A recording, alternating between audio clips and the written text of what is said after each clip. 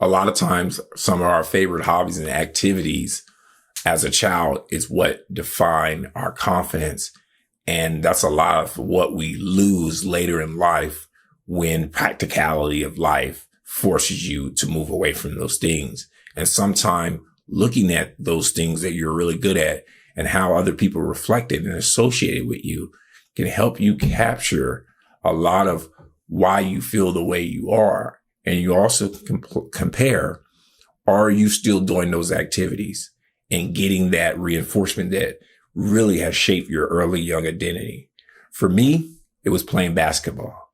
Once I got around 10 or 11 or maybe 12 and I started playing basketball consistently, I realized I was good. I was very good. Even though I didn't go on to college or even get to play high school ball when I was younger, I used to spend hours in the gym. I mean, every single day. We used to go to this gym called Northwest Fitness. And so when we used to go to Northwest Fitness, there was a group of friends. It was my brothers and a friend that I'm going to call Leo. And then there were some other friends called Rust and another guy called Aint. I'm not going to use their real names. So we used to go up there and play all the time, every single day. I used to spend 14 hours a day playing basketball. I mean, I basically built a lot of my early childhood confidence off of basketball because once I figured out I was good at it, people used to recognize me for that. I would show up at the gym, play with way older people, and they would pick me up. I spent hours in the gym working out, trying to dunk. And so as I went into high school around these other people, I started to realize, hey, I'm good at basketball. Nobody knows who I am. I got this weird name named Arafat. And once I started going into high school, I started to identify who was a hooper, who played, who was trying out for the team. And that was going to be my opportunity to really show, hey, I'm here. I'm somebody. And this is why, this is my way of separating myself. Unfortunately, the way my life went, I didn't really get to do that because I didn't really get to play in high school. And one of the reasons I didn't get to play in high school is because pretty much throughout all middle school and high school, my family didn't have a car. And so I was really, really good in basketball to the point where I felt I was better than everybody on the team. And even to this day, I regret that I never got to show that. I mean, there was people who grew up around me back around that age, 14, 15, 16, who knew how good I was. And they were even like, hey, you should play on the team. They would know these other really good basketball players on the team. And they're like, hey, I know you're better than him. And they were all like, even in many ways, the small group of people who did know me were kind of rooting for me. Like, man, why are you not playing, Arafat? Everybody knows you're good.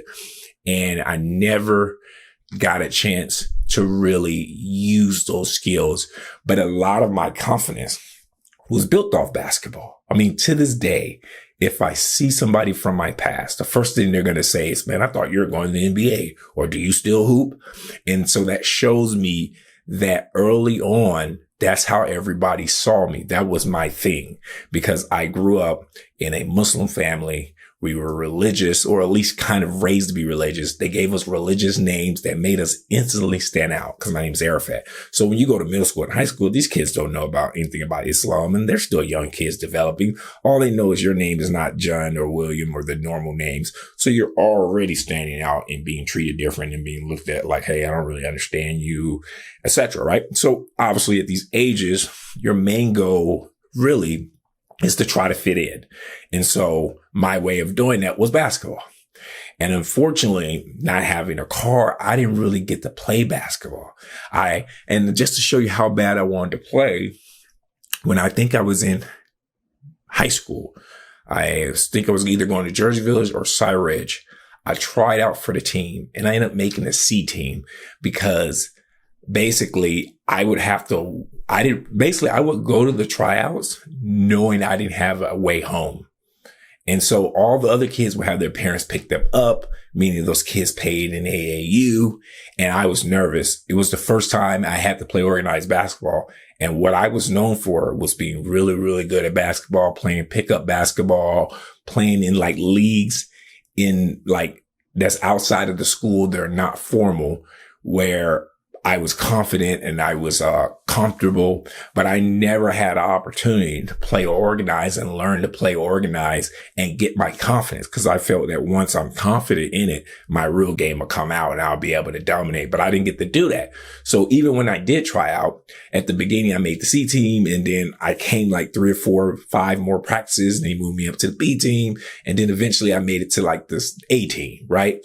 But the problem is I didn't actually get to play, because when the actual season started, like game 1, I wanted to play so bad that knowing I didn't have a ride home, and remember these games will end like at 9 p.m. at night, and where the school was located, there was like no bus line to get home. I wanted to play so bad that I allowed myself to go to the game on the bus, knowing I didn't have a way home. So when we went to the game for the first time, and we got back home, it was like 9 p.m. at night. Remember, these are young kids. Parents are picking everybody up. It's completely dark outside. I'm like standing around, and I'm noticing like 2 or 3 people just hanging around. And I knew I didn't have a way home, but I wanted to play so bad that I went anyways, knowing I had no ride home. I think eventually one of my friends' moms were standing around, or my friend, and I mentioned to them I don't got a ride home, and I think they gave me a ride home. But that's what I remember about my hobby, basketball.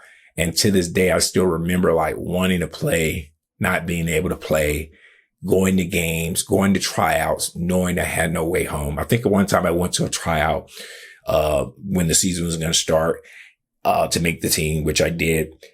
And I kind of like hid and waited till everybody leave, for they wouldn't see me walking all the way home. And I'm talking like 5-7 miles.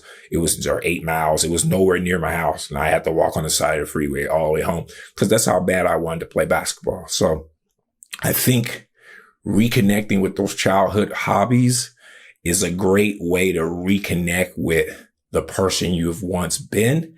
And it's also another way to realize a lot of these things don't necessarily go away all the time. Like, let's be honest, I'm 37 years old. I probably should still play basketball. It could still bring me enjoyment doing something I'm good at. And plus, let's be honest, it's actually a good thing to do for us, working out and staying in shape, as opposed to just sitting in front of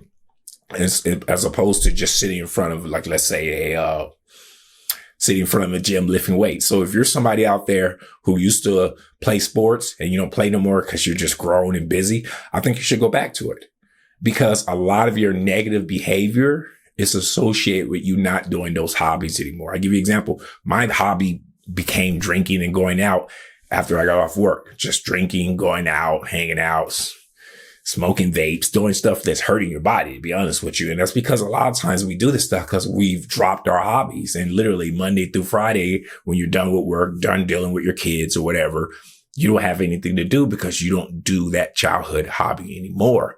And I would argue that part of you really getting back to the true nature of who you are as a person is picking those hobbies up again, or picking up a version of that hobby, or evolved version. And for me, if it was sports back in the day, for you, sports is very, very good to keep you away from those addictions, keep you away from things that are wasting time and are not productive for you. I give you an example why it's so important. Back in the day when I used to play basketball, right? I knew there was, even when I was getting in high school and stuff, I knew that there was people out there drinking and going out. And early on, I was into working out because I still thought I can get somewhere in basketball. One of the reasons I didn't drink and even try smoking was because it would affect basketball. Like, I knew if I drink all night, tomorrow I couldn't show up and I wouldn't be able to play basketball. I'd be tired. And even when I was working out on a regular basis, anytime I drink, the next day, you're not going to want to go to the gym. You're going to feel sluggish. You're going to feel bad. You're going to want to have to wait it off. So the reality is, like, when you're regularly working out or regularly playing basketball, it's going to discourage you from doing things that are damaging to your body, because you know, hey, I got to work out every day. If I drink, I'm not going to show up to my 5 days a week gym workout, right? So it's kind of a self-reinforcing process that when you're doing hobbies, they can give you a way to keep away from the negative things.